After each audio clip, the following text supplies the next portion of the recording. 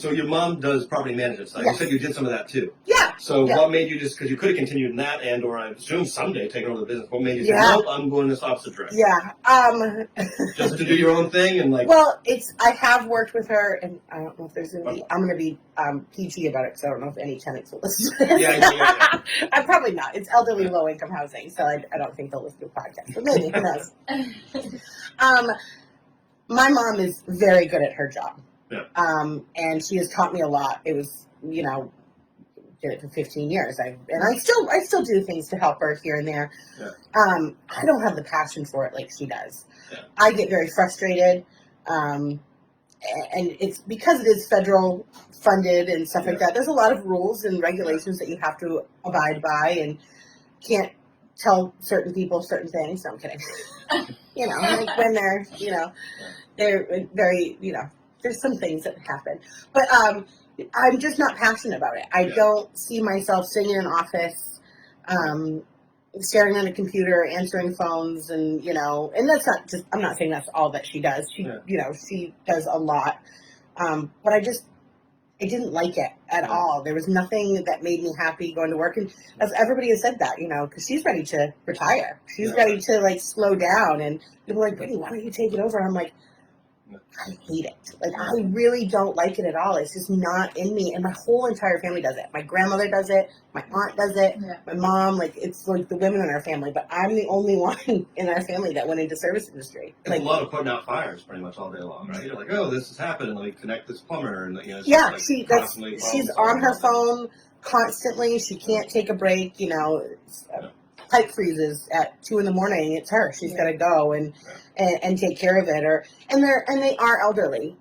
Yeah. So there are things that, she does for them, a light bulb, you don't want an elderly person standing on a stool changing a light bulb, or a fire alarm goes off, or a toilet doesn't flush. Those are things that, in some apartments you would have to take care of yourself. But, it's elderly, low-income housing, and she's always taken phenomenal care of her tenants. She took over a property, I believe, one time, and she got there, and there was a lockbox on one of the tenants' heaters, and he was bundled up in a jacket. It was like 63 or something like that. Yeah. And she said, why don't you turn up the heat? Because we're not allowed to. And she had just taken over the property. Yeah. She ripped that lockbox right off there. She goes, I could just see my father sitting there, freezing. She goes, I would never, ever want that for someone. Oh, and, but it was just, it was someplace up north, and it was, the people that were managing the company before her didn't care, and and she really cares about her tenants. She really does. And there are some pretty great tenants that I do enjoy to go visit, and we have some of my friends' grandparents live there, so it's fun to go visit them. And little old man had a birthday the other day, and it was kind of he was just by himself. Aww. And it was nice to go in and see him, and it was just the best part of his day was to sit down and have some cake and hang out. So that's the good part of her business, those things. Does she like you doing this now, or does she kind of wish you were still working with her? My mom and I are like oil and water.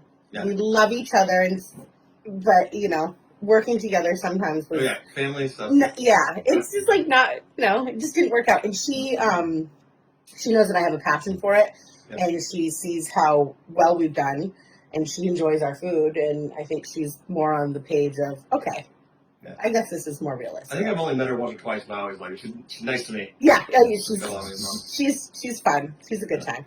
She's always down to... Good for you for knowing that you weren't passionate about it either. And doing something, taking a leap of faith. Well, that's like Carl. You have a...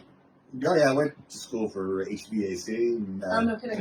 So done some refrigeration stuff. My father does heating and plumbing. He's, master license in both of those. And I worked with him for a spell, year and a half or so. Wow. And found myself back into a kitchen helping out some friends that opened up a place, part-time. And I was like, wow, I actually miss this chaos and stupidity of the restaurant business. So I guess it's not 100 years ago. It used to be you'd get a job and that's what you do to the day you die. Yeah. Now people can have 10 different careers in a lifetime. Yeah. I've done it all. I've been a bartender. I'm doing a podcast right now. Right.